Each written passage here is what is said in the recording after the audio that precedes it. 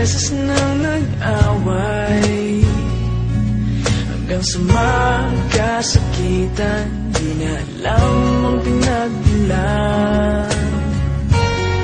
Pati maliliit na bagay na napag-uusapan, bigla na lang pinag-aawayan.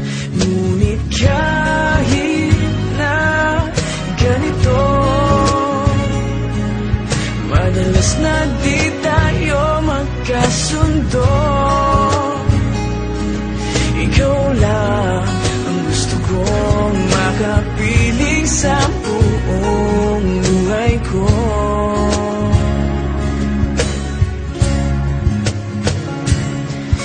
Kahit na binabato mo ako ng kung ano-ano, ikaw pa rin ang gusto ko.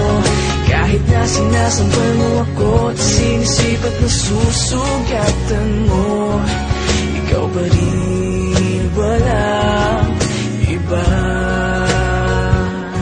Ang gusto kong makasama,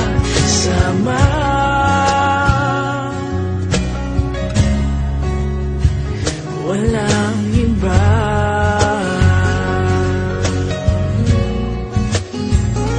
Walang iba.